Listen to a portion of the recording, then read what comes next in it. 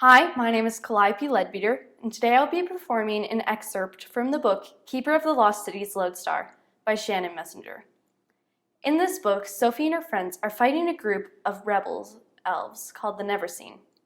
Sophie's closest friend, Keith, has gone off and joined them. In this scene, Sophie and her friends have just figured out how the Neverseen are getting into the silver and gold towers, and have gone through a portal that leads to one of the abandoned Neverseen hideouts. Little did they know it was a trap. Sophie's friend, Tam and Fitz, get trapped in a force field, and Sophie finds something horrible. "You?" Sophie breathed, feeling the fight whoosh out of her, as the reality of fighting Keith kicked her in the stomach. The panic in his eyes made it clear he was just as horrified to see her. "Don't!" Brant shouted, his scarred features twisting as he grabbed Rye's arms with his only hand. "If you shield her, she can't burn." A thread of white flame sparked to life at the stumpy end of Brant's other arm, twisting into finger-like tendrils. "She can inflict," Rye reminded him. "But she won't." Brant released his hold on Rye and pulled Keith close, waving the flames under Keith's chin. "She still cares about this one, and she knows I'll melt his face off if she misbehaves." "He's one of us!" Alvar shouted. "That's still up for debate, but he can prove it now." Brant's scarred lips curled into what little smile they were able to form as he moved his flame fingers closer to Keith's throat. With his real hand, he reached into his cape pocket and withdrew the Rouen crest pin he'd stolen from Sophie months and months ago. "I think I've held on to the past long enough. Don't you?" Sophie knew what was coming even before Brant shoved Keith toward her and held the small eagle pin in the searing white flames. The jewels crusting, it sparked and crackled, and the pin turned into a red, hot brand. But he pressed it into Keith's palm instead of hers. Keith thrashed and screamed, eyes watering, teeth gritted in agony. "Now," Brant told Keith, pulling the pin away, "show her the same pain.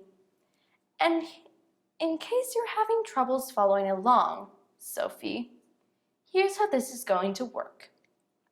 You tell us where you're keeping Wiley, and I'll have Loverboy here, but the scars somewhere only you can see them. Try to resist, and he'll give you the same makeover you gave me. Try to fight me," he told Keith, "and I'll melt off parts of your body one by one, starting with your fingers." Desperation screamed through Sophie's head as her brain scrambled for a plan. Somewhere through the chaos, she realized there was another voice in the mix. "Sophie, can you hear me?" "Fitz?"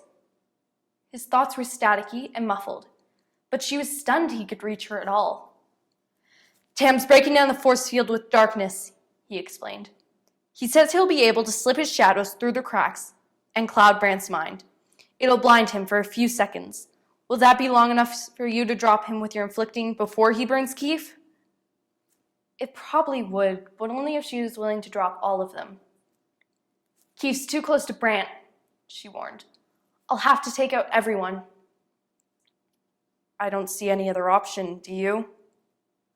She glanced at the flames under Keith's nose and the oozing blister on his hand. "Tell Tam to do it," she transmitted, reaching deep inside of her, gathering every last emotion and fueling them with any dark thoughts she'd ever had. Brant flinched, dropping his flames, and Sophie took Tam's cue, letting the cold waves pour out of her, their jagged edges tearing across everything within reach.